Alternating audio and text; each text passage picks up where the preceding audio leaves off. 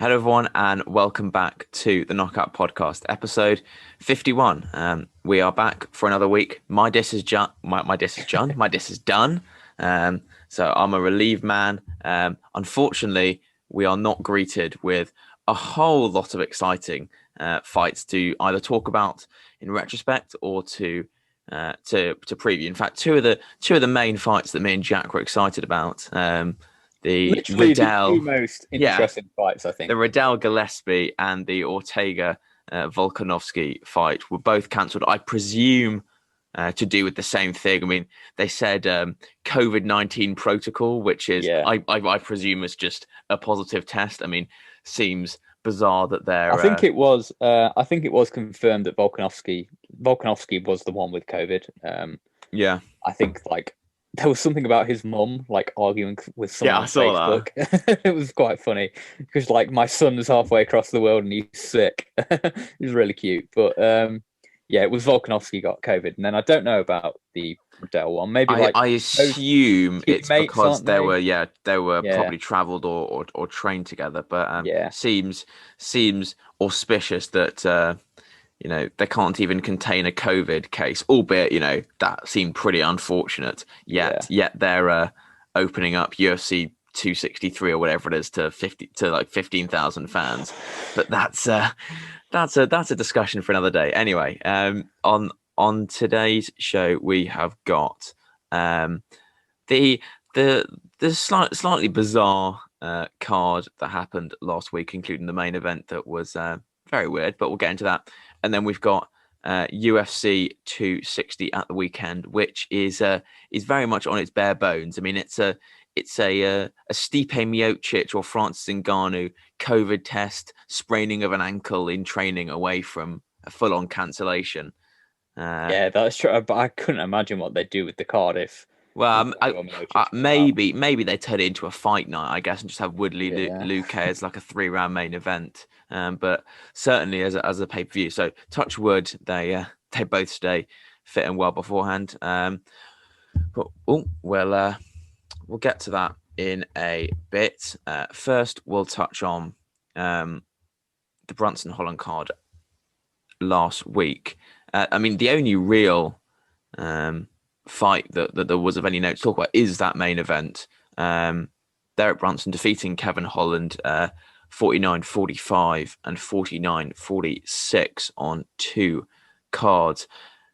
I mean, a pretty boring but well sort of executed game plan from Brunson, but to a large extent, I think Holland just sort of played into his game plan.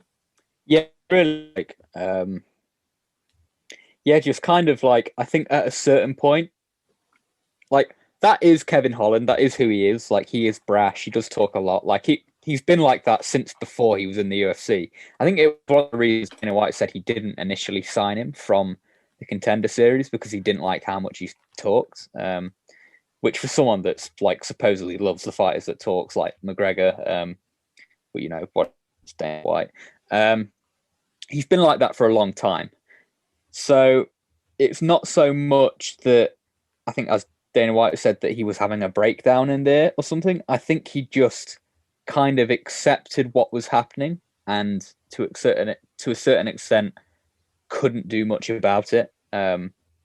Brunson really could take him down fairly easily, pretty much whenever he wanted. Holland's takedown defense really wasn't where it needed to be. And there just wasn't much he could do, to be honest. So he celebrated, although in the second round he did hurt him quite badly.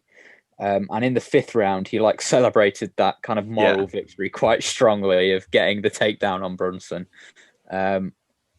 Obviously, this just a really small thing doesn't really matter. In the end, Kevin Holland just really didn't have what it took to make this the kind of fight that he needed to make it. Yeah, no, I mean, we talked about last week. Can Kevin Holland game plan?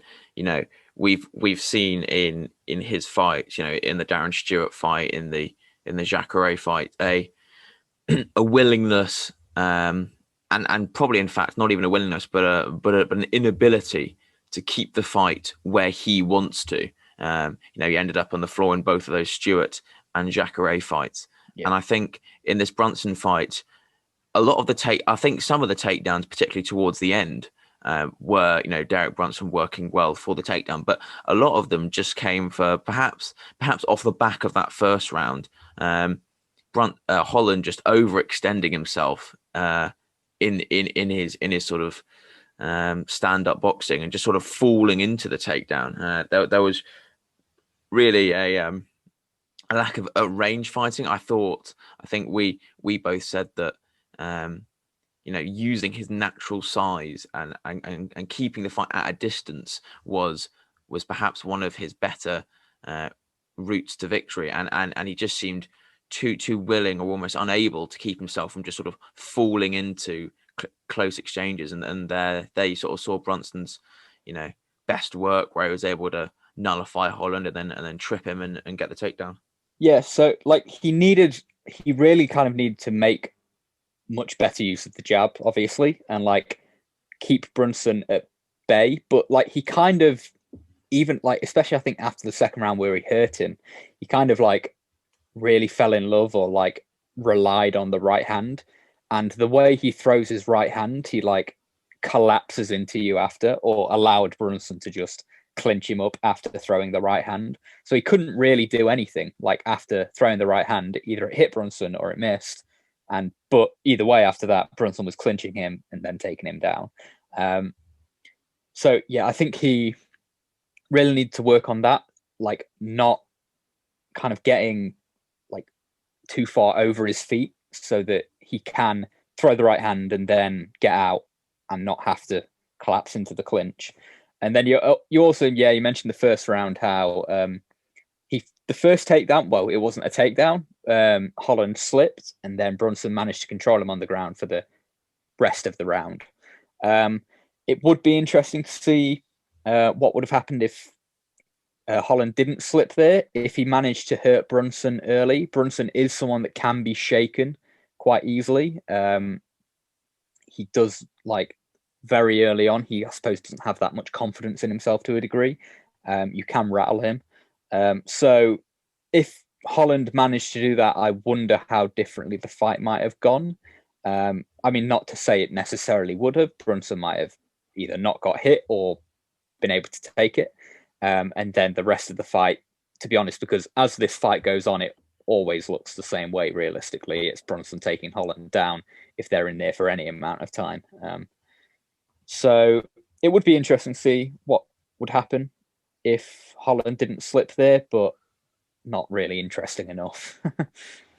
Yeah, I mean, a disappointing performance. I think he had the attributes to win that fight, but I think what we've learned is perhaps what I thought I would learn in the Jacare fight, but I didn't learn because of the sort of meme knockout and the circumstances surrounding the finale, the ending of that fight, that he isn't quite there in terms of the top rung of that division. It'd be interesting to see what happens after this fight. I mean, I don't know how much to read into his interactions with his corner, but there was a lot of, well, essentially not paying attention to his corner, sort of talking to Khabib in the rounds, and then in the fifth, well, in between the fourth and the fifth round, sort of saying, sort of him talking to the corner. I don't know who his corner is, but I wonder whether it's a problem with Kevin Holland or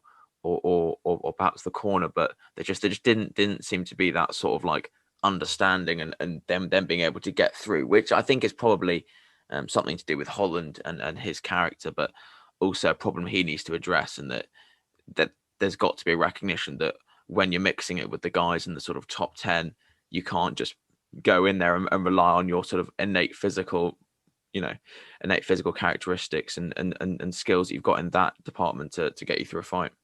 I think probably something that in a way I think might have tricked him, and to an extent probably like tricked me as well, was even though it was ridiculous, the Jacare knockout, like he got taken down by Jacare twice, but Jacare, who is one of the best grapplers in the UFC, I mean, certainly in his prime, and a much better grappler than Derek Brunson, wasn't really able to control Kevin Holland. And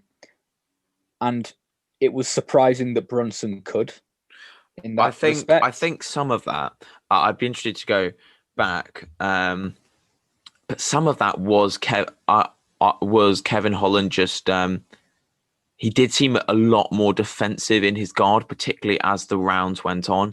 Like he even from the start, actually, like straight away, he like locked the body triangle, even in round one, I think, from guard. So I think he was very defensive from guard in round one. So yeah, I don't know. That's a good point. But also, I think part of that must be due to Jacare's maybe even more fragile now than I thought he was. Like just the shots really hurt him. Even though they obviously didn't really. I mean, Holland really didn't get anything off in terms of striking from the bottom. Not significant that I can remember on Brunson. Yeah. No. So I don't know, but maybe Jacare is just even more fragile than I thought, and I thought he was fragile already. I think that it'll be interesting to see how Jacare looks. In fact, I think I saw he's had a fight scheduled for the. I've no idea who it is or when it is, but I wonder whether that win against Jacare will age worse if we see a sort of, you know, if you think about Jacare's last fight prior to the Kevin Holland fight, you know, it was against the now champion Jan Blachowicz. I mean, I know it was an awful fight, terrible fight, and we don't want to have to remind ourselves, but you know, I wonder whether maybe that win won't age so well. But I mean, there's still plenty of time for Holland. I mean, he's only, how old is he? 28, plenty of time. As you said, he's got the raw attributes to get somewhere. He's got the power, he's got the size, but he just needs to. There just needs to be a pretty serious tactical evolution in his game. Yeah, I think there is. Like he can improve, obviously, but I think there is somewhat of a pretty hard limit on where he can go. Yeah. Like he might be able to kind of like hover around the top 5 at his best. I don't ever see him really challenging for a title, to be honest. Yeah, no, I would agree. I think he's too limited and too kind of like, too tactically unaware to a degree. I just don't think he has it in him, to be honest, in terms of like who he is as a fighter. Yeah, we will see. I mean, for Derek Brunson, I think probably. I think he's called out Costa, which probably makes sense. Cannonier, I don't know what's going on with him, but something like that makes a good fight. I mean, a good win for him. I'm not sure we particularly learned anything in this fight. I think, you know, he was sort of fed the victory and used, you know, fair play. He got the takedowns and controlled them, but this was certainly maybe not the test that we were expecting. Yeah, I suppose he managed to stay composed over 5 rounds, which even after going through some rough spots, like he did get hurt quite badly in the second round, I think. He did get taken down in the 5th round and then arguably went on to kind of win it after, maybe. Although I don't know which round the judges gave Holland, whether it was the 2nd or the 5th. I don't know. I'll have a look. But yeah, good for him to go 5 rounds. Actually, first time he's gone 5 rounds. You'd imagine his next fight, unless he's fighting on a pay-per-view, will be maybe a fight night main event. So good for him to get 25 minutes in. Let's have a look. What round did they give? They gave one. Yeah, no, they all gave him the last. Interesting. So yeah, I mean, yeah, did well to smother the attack in the second, but a professional win by a vet, which you wouldn't expect anything else. I mean, elsewhere on the card, not really a whole lot to talk about. Good win for Max Griffin. Really good win for Adrian Yanez. He's certainly someone to keep an eye out for. Taito Avasa with a pretty quick beating of Harry Hunsucker. And then, that is a cracking name. That is. Grant Dawson with a good win over Leonardo Santos. We talked a bit about that. Grant Dawson looked like he was in some problems there, having some problems dealing with the 155 sort of moving up, but a good ground and pound finish. And I think he was up on the cards anyway. but yeah, that's about it for that card there. Our attention now really turns to 260 coming up in a couple of days, which hopefully remains intact. I mean, we've lost a few fights, but there's still some interesting stuff. And you've got Abubakar Nurmagomedov, who is Khabib's cousin, I want to say. Probably, I'd assume so. I don't know. He's the. I Let me check. don't think it says, but yeah, I think it is Khabib's cousin. Yeah, he's the one that lost on the card in Russia a while ago. Oh yeah, that was a while ago. So yeah, he's fighting Modestas Bukauskas, who's the Lithuanian born in Britain. He's fighting against Michael, who we always say because no one knows how to pronounce his surname. Jamie Malarkey, Camerworthy could be a fun one. Camerworthy is always good fun, and Malarkey was good against Brad Riddell. But I guess our main sort of focus will be perhaps from Sean O'Malley, Thomas Almeida up. I mean, O'Malley coming back after that bizarre loss to Marlon Vera. I mean, I think he's been talking a lot of rubbish in the week, sort of saying he still feels undefeated, and it's like I get the idea. He was saying, if he was beaten not by an injury, then he'd accept it. But ultimately the bloke did kick him there. It was a good low kick. He was getting low kicked, and he was finished. And he comes back to fight Thomas Almeida, who is actually on a 3-fight skid. His last fight was his first in a couple of years. A loss to Jonathan Martinez. This is pretty difficult. Had losses to Jimmy Rivera and Rob Font, couple of years out. Come back to Jonathan Martinez, who's a good prospect. And now you get fed to Sean O'Malley. Yeah. So those losses for Almeida are, I mean, like, if you look at the guys he's lost to, take out Martinez for a second, they are like really the top of the division. So I think that, I don't know, it's interesting to see. Almeida was like a fairly highly touted prospect for quite a long time. So it'll be interesting to see kind of how much he seems to have declined quite significantly. It'll be interesting to see kind of like how much that plays a factor in this fight, because I think that O'Malley's main chance here is a fairly quick knockout, because I think that O'Malley is kind of more flash than he is substance. He's got a lot of kind of like tricks in the bag, I suppose, but his overall game doesn't go that deep. So once he's kind of like emptied out his bag of tricks, he doesn't use them necessarily in the smartest way. So that once he's emptied that out, his opponent can probably start. And someone as good as Almeida, who does kind of build throughout the fight and also will hit the body, which is important, I think can, down the stretch, start to kind of get a read on O'Malley and kind of avoid the more dangerous situations. But that is if Almeida can like last the initial emptying out the bag of tricks, which very possibly he can't.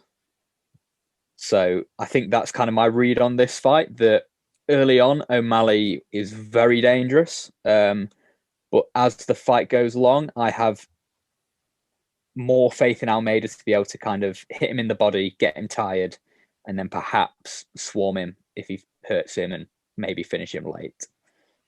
Yeah, it'll be an interesting one. I think, as you say, I'm not sure this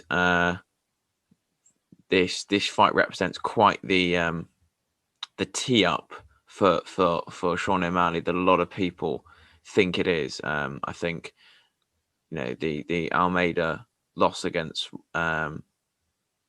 was it Rodriguez? Was that his name? I've already forgotten his name, but Martinez, yeah. Martinez rather, and Ez. But a good, it wasn't his best performance, but I think there's still plenty of talent there. I think it'll be interesting to see how the leg kicks go Obviously, that was a weakness in the last fight for OMalley, and his just general stance and his sheer size will dictate that the legs will be quite an obvious target quite often. So it'll be interesting. Yeah. But I think I'd probably favour OMalley. But I think the longer this fight goes on, I think I'd be more concerned if I was betting on OMalley.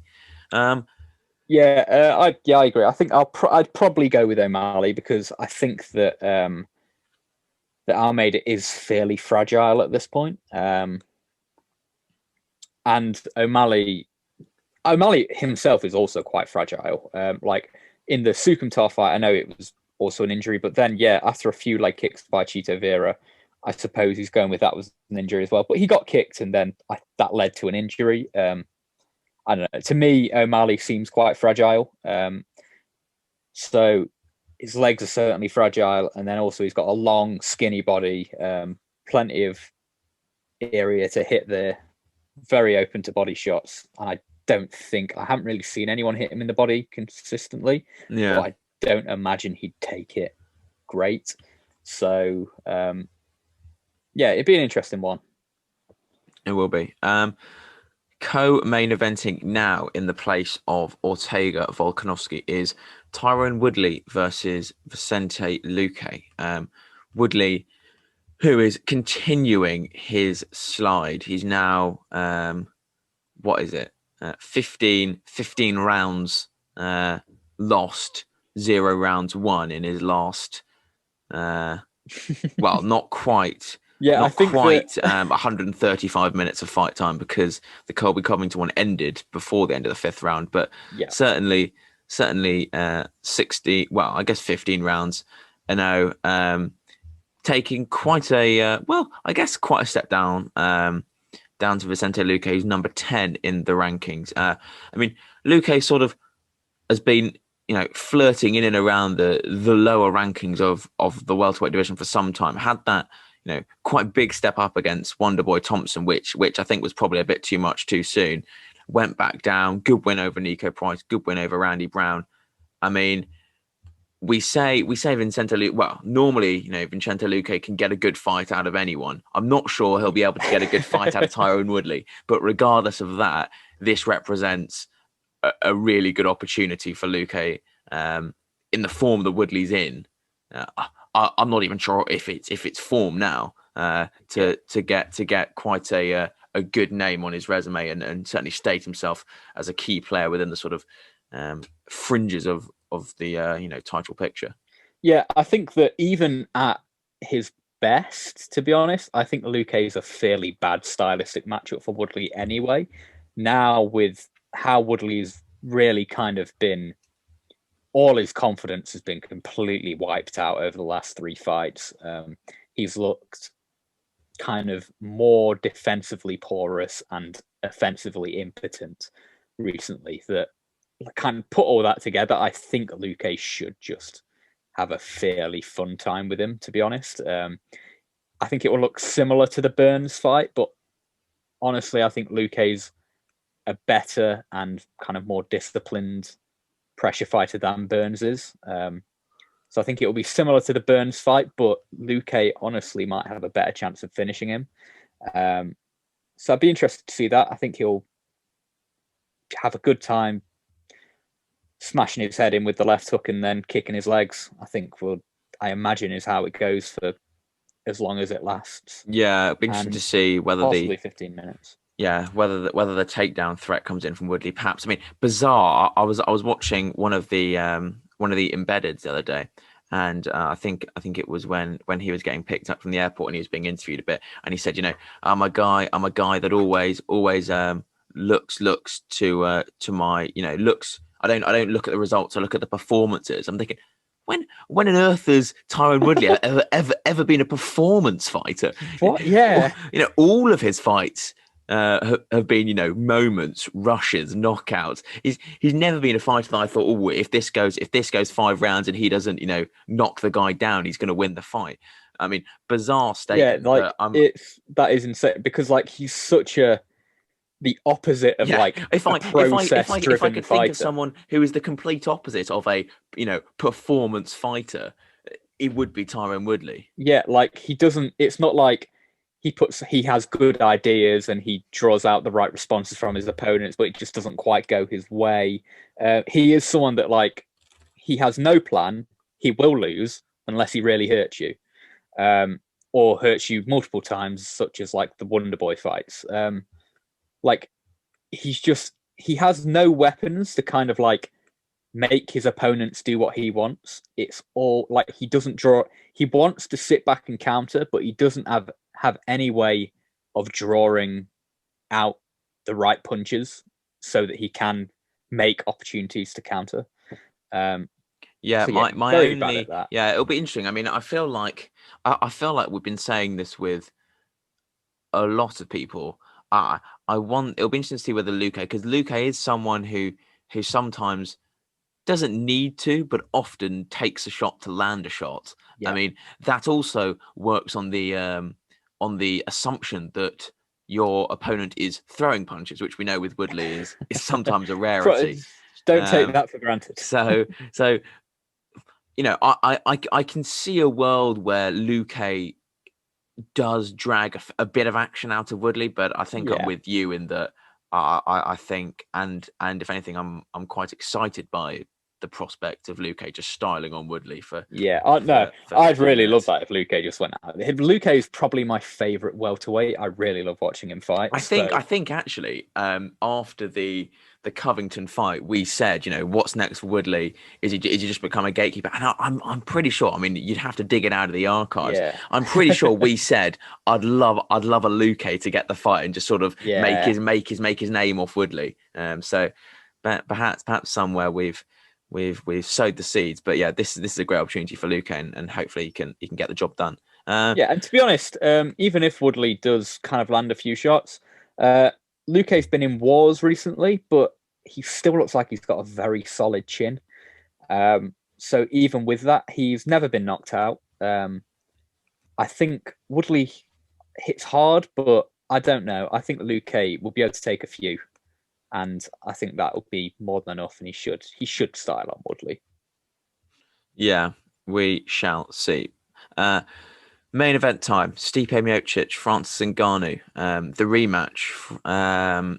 Miocic coming off his 3 set of fights against DC, and Ngannou coming off his impressive run of first minute finishes against That's insane. Blades, Velasquez, JDS, and Rosenstrike.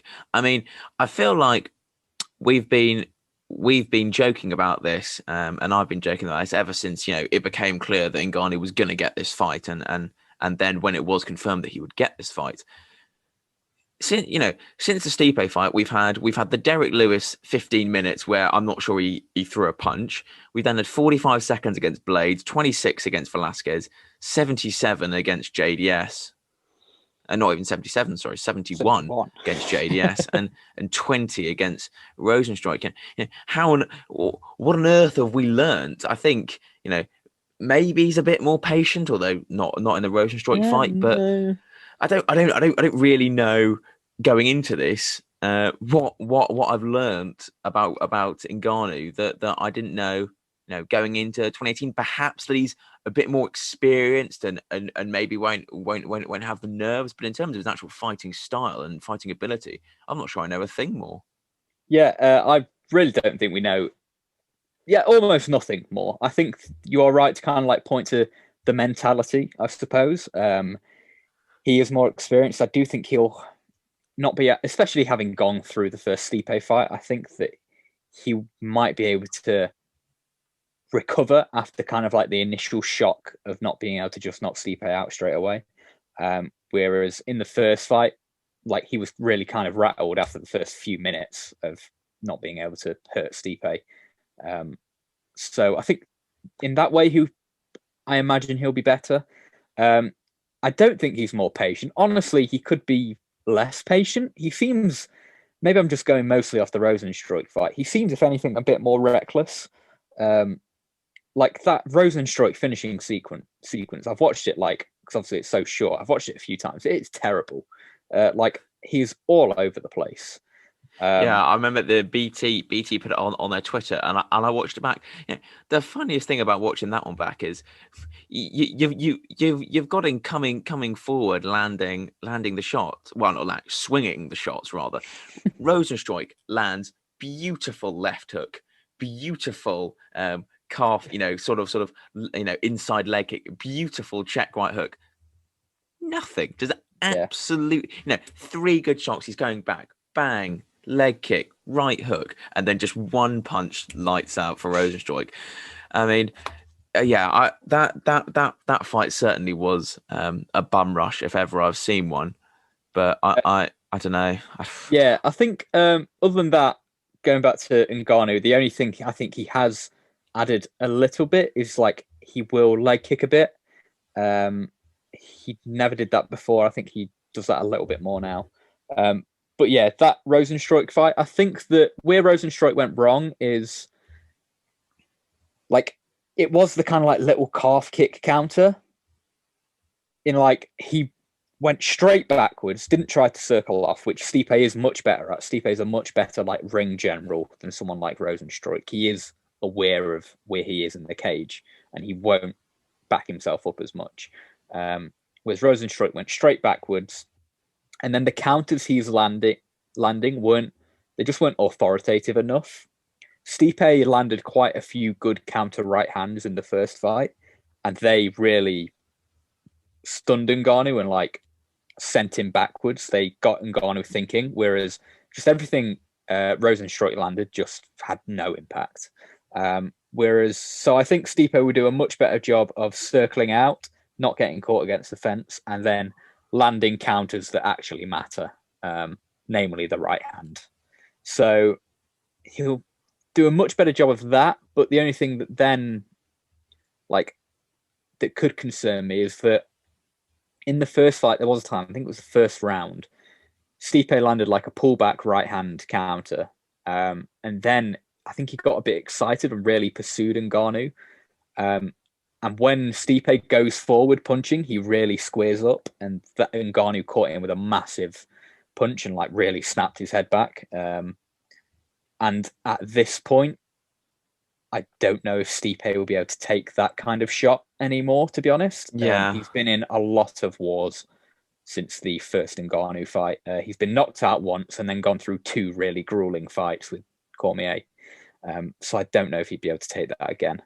yeah. I think that's probably the point, the real question mark. I mean, yes, from Ngannou is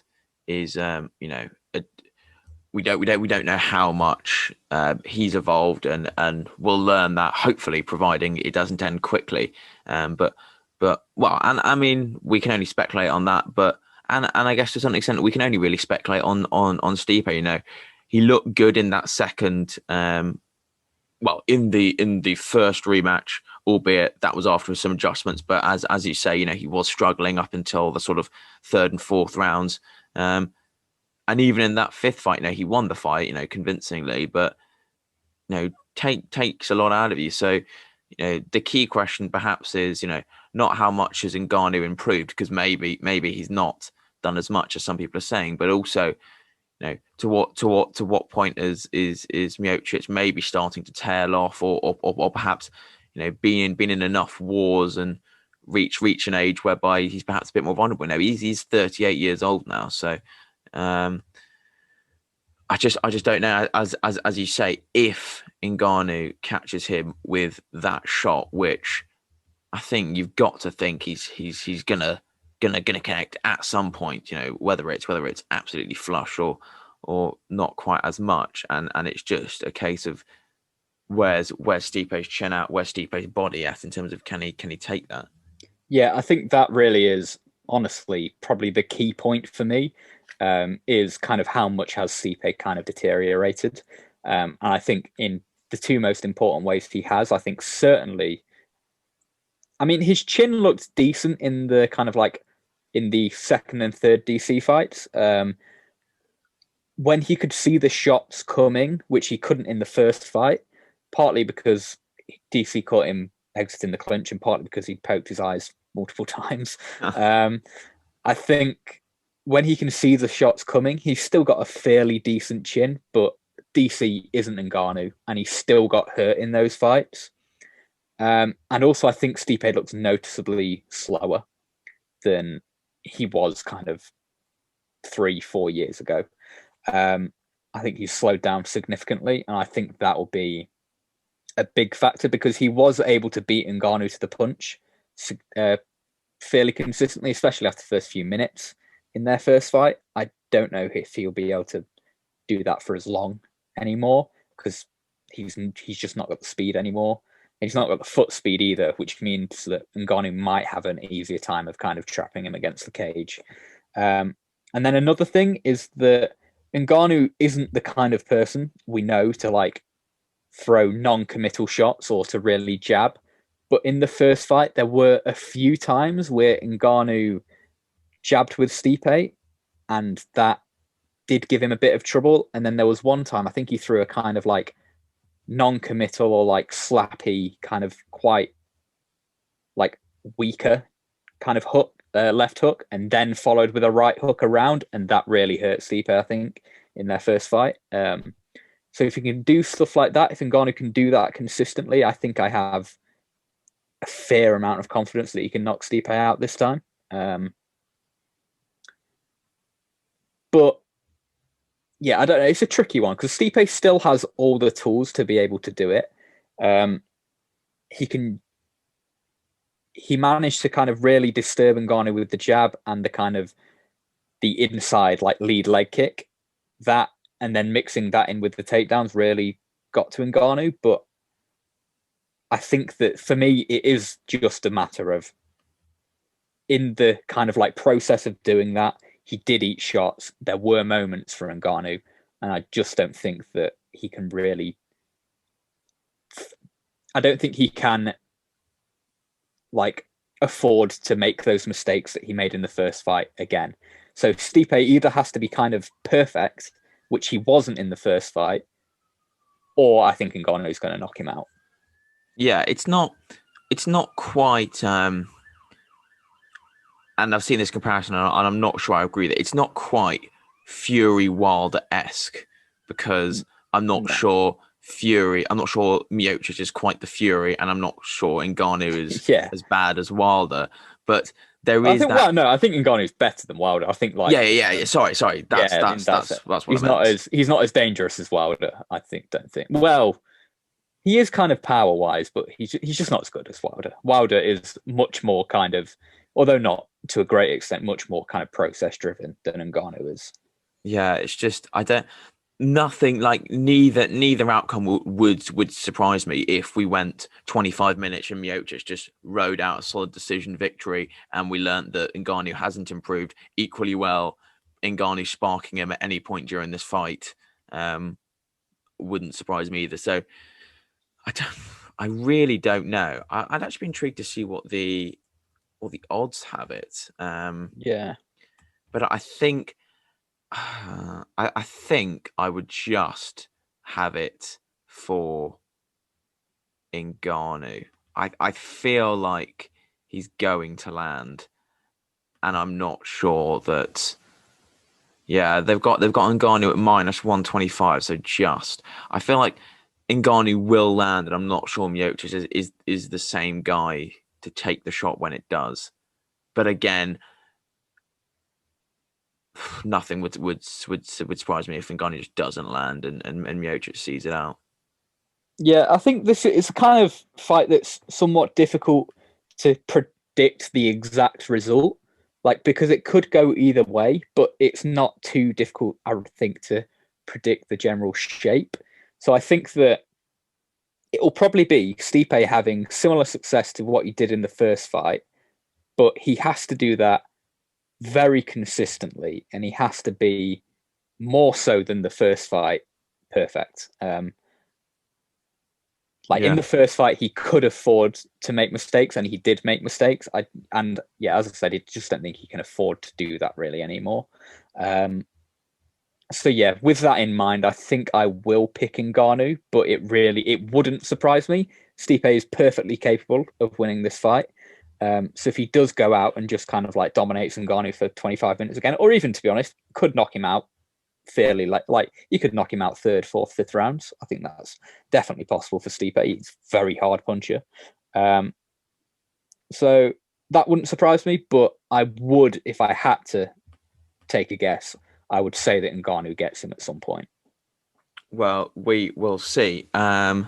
Yeah, we'll see how this fight turns out and the rest of this card. There's not actually a card next week. So depending on how much talking points there is, we may or may not be back next week. But there is a fight card in a couple of weeks, which has got quite a nice co-main and main, especially from a British perspective. Arnold Allen, Sadiq Youssef, which is a cracker at featherweight. That is. And Darren Till, Marvin Vettori in the main. But I mean, Allen Youssef as a co-main is one I'm definitely looking forward to. Actually, there's Jack Shaw on that card as well, which is good. Yeah, and unless you've got anything else to say, Jack. Nothing I can think of apart from the fact that I'm very disappointed that the Volkanovski Ortega fight fell through. Yeah, as well hopefully, as the Gillespie. Hopefully that gets. I can get rebooked. Yeah, I don't know what the protocol is. I wonder whether he just stays in America until because I guess he can't come back. He can't fly back whilst he's positive. So maybe he stays in America, trains there, and fights in a couple of months. But we shall see. But yeah, hopefully that one won't be too far away. Well, thank you for listening, everyone. Good chats as always. And yeah, we might see you next week, but if not, in a couple of weeks. Yep. See you, everyone.